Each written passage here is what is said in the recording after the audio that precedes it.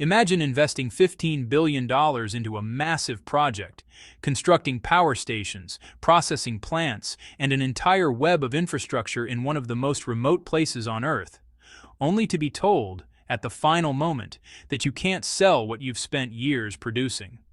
This isn't fiction. It's the reality for Rio Tinto, one of the world's mining giants, right now in Mongolia. Back in 2018, the British-Australian mining conglomerate poured $5.4 billion into acquiring stakes in what was described as a once-in-a-generation mineral discovery. A vast copper deposit buried deep beneath Mongolia's southern desert. The plan seemed simple. Extract the copper, sell it to China, the world's hungriest consumer of the metal, and secure decades of enormous profits. But today, that plan lies in tatters. The mine sits largely inactive. The copper remains underground. And Rio Tinto's investment has ballooned to over $15 billion, with little to show for it. Why? Because Mongolia, wedged between powerful neighbors and eager to assert its independence, made a decision that stunned the mining industry. It banned the sale of copper from this mine to China. If you're fascinated by how geopolitics, economics, and natural resources intertwine in today's world, hit subscribe and turn on notifications. You won't want to miss this. Let's dive in. To understand this crisis, we need to start with Mongolia, a country most people know only through images of nomadic herders and endless steppes. Located in the heart of Central Asia, Mongolia sits between two global powers, Russia to the north and China to the south. Covering 1.56 million square kilometers, it's one of the largest countries in the world by area, yet home to only about 3 million people. To put that in perspective, Mongolia has roughly the same population as Uruguay, spread across a territory the size of Alaska and Texas combined. That makes it one of the least densely populated countries on Earth, a land defined by vast emptiness. But emptiness doesn't bring prosperity. Mongolia's economy has struggled for decades, with nearly 30% of its citizens living below the poverty line. For centuries, its economic foundation was traditional herding, relying on livestock scattered across the steppe. Yet even that way of life is under threat. Years of overgrazing have pushed Mongolia's fragile ecosystem to the brink. The grasslands are fading. Desertification has swallowed nearly 1/4 of the nation's territory. Winds now sweep over bare soil where grass once grew, as the Gobi Desert expands each year, consuming more land. As the pastures disappear, so too does the viability of herding as an economic base. Mongolia's leaders saw the writing on the wall. The country needed to evolve. It had to diversify its economy, reduce its dependence on livestock, and find new paths to growth. That answer lay beneath the surface. Mongolia might be one of Asia's poorer nations, but it sits atop some of the richest mineral reserves on the planet. Geological surveys have found over 80 different types of minerals, spread across 6,000 documented mining sites. Its reserves of coal, copper, and gold are among the largest in the world. Development agencies classify Mongolia as one of only 29 resource-rich developing nations globally. And towering above all its mineral wealth is a single name, Oyu Tolgoi. The name means turquoise hill in Mongolian, but this is no ordinary discovery. Experts estimate Oyu Tolgoi holds more than 30 million tons of copper ore, spread across 80 square kilometers of barren desert. The total value of the minerals beneath it could exceed $1 trillion, roughly the size of Indonesia's or the Netherlands' entire GDP. And copper is only part of the story. The deposit also holds around 1,300 tons of gold and more than 7,600 tons of silver. Combined, that makes Oyu Tolgoi the sixth largest mineral deposit on Earth. Engineers estimate mining operations could continue for 50 years or more. For a small nation of 3 million people, this represented a once-in-history opportunity, a chance to transform from an agricultural economy into a resource powerhouse. It sounded like a dream come true, but as Mongolia would soon learn, dreams can turn into nightmares. While Oyu Tolgoi's mineral wealth is undeniable, extracting it is another matter entirely. The deposit lies in South Gobi Province, one of the most isolated regions of an already isolated country. The nearest Chinese border is less than 100 kilometers away, but beyond that, nothing. No cities, no infrastructure, no power, no water. The Gobi Desert surrounding it is brutally unforgiving, with summer highs soaring past 40 degrees Celsius and winter lows plunging to minus 40 degrees. And the greatest challenge lies beneath the surface. Around 80% of the copper ore is buried more than 1,300 meters underground, deeper than the tallest skyscraper on Earth. Extracting ore from such depths requires advanced technology, enormous machinery, and billions in upfront investment. For a developing country like Mongolia, building such a project alone was impossible. Then came the 2008 global financial crisis. As the world economy crashed, copper prices plummeted, and Mongolia's mining ambitions suddenly looked much less certain. By 2009, the government accepted a hard truth. It couldn't do this on its own. It needed a partner, one with deep pockets, advanced expertise, and global connections. So Mongolia decided to sell. When Mongolia opened bidding for the development rights to Oyu Tolgoi, most people thought they already knew the outcome: China. After all, China is Mongolia's largest trading partner and closest neighbor, sharing a 4,600-kilometer border. It's also the world's largest copper consumer, responsible for more than half of global demand. Chinese industries use copper for everything: wiring, construction, electronics, and manufacturing. And geographically, it was ideal. Mongolia is landlocked, but the mine sits just 100 kilometers from the Chinese border. Transporting ore to China by rail would be simple, fast, and cheap. No ships, no ports, no ocean routes, just direct trade across the desert. For Mongolia, selling to China seemed obvious. For China, buying from Mongolia meant securing a crucial resource right next door. But then, Mongolia said no. The official explanation was that Mongolia needed to balance its relationships with both China and Russia. Giving China control over its biggest resource, they argued, would make the country too dependent on Beijing. Whether or not that was the full reason, the decision stood. China was out. Enter Rio Tinto. Now, Rio Tinto is no stranger to complex mining projects in tough environments. As one of the world's top 3 iron ore producers, it operates mines across 6 continents, often in places defined by extreme conditions and political uncertainty. When the opportunity to invest in Oyu Tolgoi appeared, Rio Tinto moved fast. In 2010, it secured a 49% stake for $5.4 billion, while the Mongolian government kept the remaining 51%, ensuring majority control. For Rio Tinto, the deal made perfect sense. The company gained access to one of the world's richest untapped copper deposits, and, crucially, a supply route straight into China, which is the engine of global copper demand. Construction began in August 2010.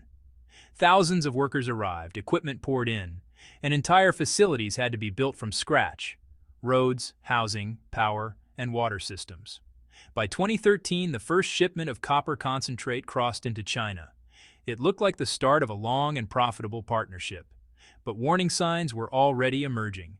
5 years after the first copper shipment, in 2018, the Mongolian government hit Rio Tinto with a new set of requirements that changed everything. First, Mongolia ruled that Rio Tinto could no longer use electricity from China. That was a serious issue. The Chinese power grid extended close to the mine, and connecting to it would have been the most affordable and reliable option for such an energy-hungry operation. Instead, Mongolia insisted that Rio Tinto generate its own power domestically. Then came the second blow: a ban on exporting copper concentrate. The semi-processed material that had been shipped to China since 2013 was now off limits. From that point onward, Mongolia demanded that all copper be fully processed within the country before export. This meant Rio Tinto had to build not only a power station, but also a complete copper processing plant in one of the harshest and most remote regions on Earth. From an economic perspective, the demands were baffling. Using Chinese electricity and refining facilities made far more financial sense.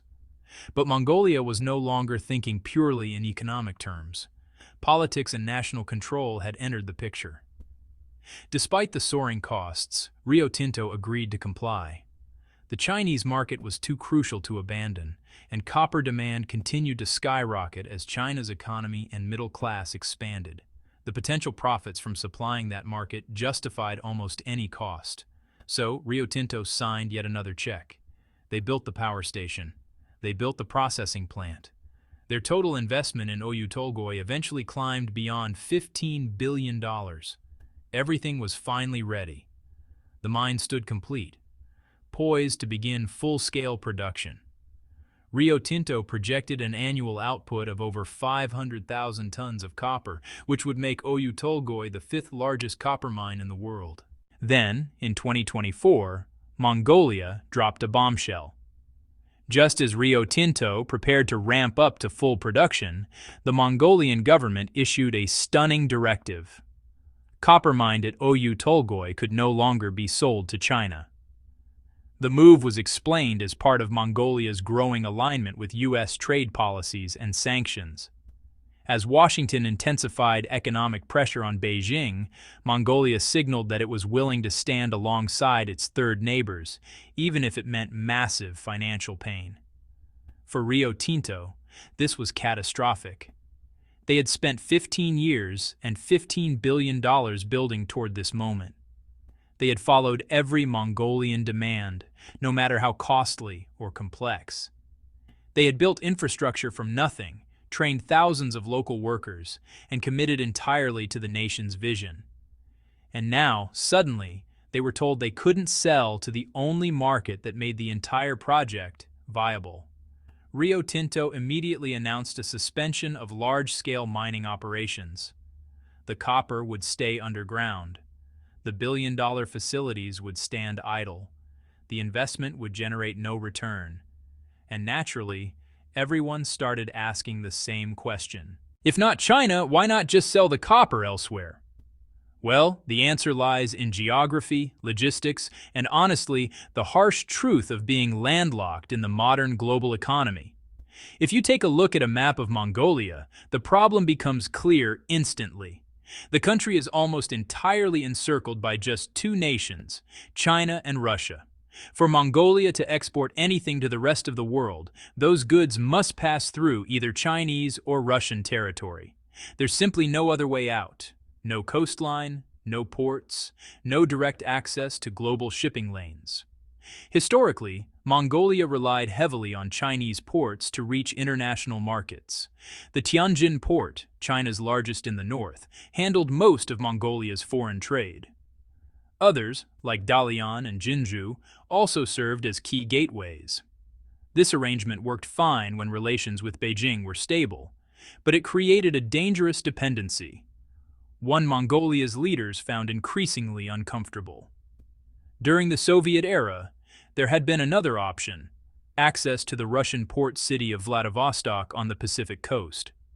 But when the Soviet Union collapsed in 1991, that route disappeared. Post-Soviet relations with Moscow grew complicated, and the promised alternatives never came to life. Mongolia found itself trapped, economically tied to China, politically wary of China, and geographically reliant on both China and Russia. It was this dilemma that gave rise to Mongolia's now famous third neighbor policy. Unable to move itself away from China and Russia physically, Mongolia's leaders turned to diplomacy. The idea was simple: build strong relationships with faraway powers, countries that could balance out the overwhelming influence of its immediate neighbors. The third neighbor policy emerged in the 1990s, initially centered on the United States. Mongolia sought to brand itself as a democratic, pro-Western partner in the middle of authoritarian Asia, a potential ally for Washington. Over time, the policy expanded. Japan, South Korea, India, and several European nations were all courted as third neighbors. Mongolia sent peacekeeping troops to support U.S. missions in Iraq and Afghanistan. It hosted joint military drills with NATO forces. It promoted itself as a stable, resource-rich democracy open to Western investment. The strategy brought some success: foreign aid, diplomatic goodwill, and recognition on the world stage. But it also provoked unease. China and Russia viewed these Western partnerships with suspicion. The 2024 Oyu Tolgoi export ban can be seen as the culmination of that policy, a powerful signal that Mongolia is willing to prioritize long-term geopolitical independence over short-term economic gain. But that independence comes with a price. For Rio Tinto, the math was, well, pretty brutal. The global copper market is cutthroat and volatile, with prices constantly shifting based on global supply and demand. When Rio Tinto originally planned its Oyu Tolgoi investment, Chinese demand was, honestly, the core pillar of the financial model. Without access to China, several major problems emerged immediately. First, transportation costs soared. To reach buyers in Europe or America, copper would have to travel thousands of kilometers, trucked or railed through Russia, then shipped from Pacific or Baltic ports. Every added kilometer meant more cost, and every border crossing meant more delays. Second, alternative markets were limited. While countries like the United States, Japan, and Germany consume plenty of copper, their combined demand doesn't come close to China's. Finding buyers for 500,000 tons annually would be difficult. Finding ones willing to pay prices that cover transport costs? Nearly impossible. Third, even if Mongolia found other buyers, China could still apply pressure. Remember, every export route passes through Chinese or Russian territory. Beijing could easily delay shipments, impose inspections, or restrict cargo, effectively strangling Mongolia's exports without firing a single shot. That's why Rio Tinto halted operations. Mining copper you can't profitably sell isn't just pointless, it's worse than not mining at all. It burns cash with no revenue in return.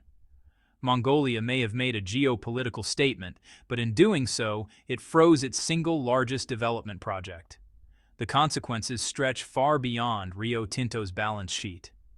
For Mongolia, Oyu Tolgoi was meant to be a transformative national project, one that could reshape the economy entirely. At full production, the mine was expected to account for over 30% of Mongolia's GDP. Tax revenues could have built schools, hospitals, infrastructure, and social programs across the country. Thousands of Mongolian workers were trained for mining jobs. Entire local economies sprang up around the project, businesses supplying goods, logistics, and services. But now all of that is frozen. The jobs remain unfilled. The tax money never comes.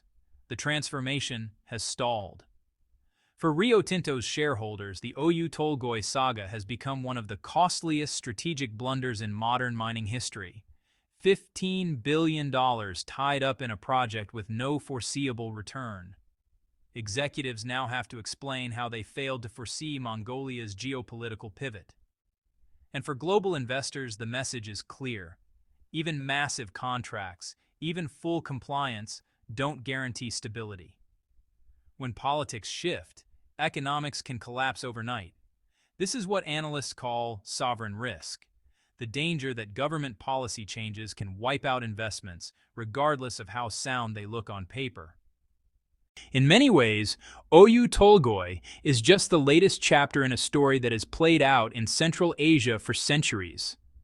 In the 19th century, British strategists called it the Great Game, a high-stakes rivalry between empires for influence and control across this vast region.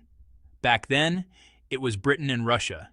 Today, it's China, Russia, and the West, all vying for influence in a region caught between giants. China pushes its Belt and Road Initiative, using infrastructure and trade to tie nations closer to Beijing. Russia leans on its historic and security ties. The United States and its allies offer partnerships, democracy, and global market access. Mongolia sits right in the middle, trying desperately to stay independent while navigating these competing pressures. The Oyu Tolgoi ban is just one move in this modern great game. But in this case, the stakes aren't just diplomatic. They're measured in billions of dollars and decades of lost growth. So, where does it go from here?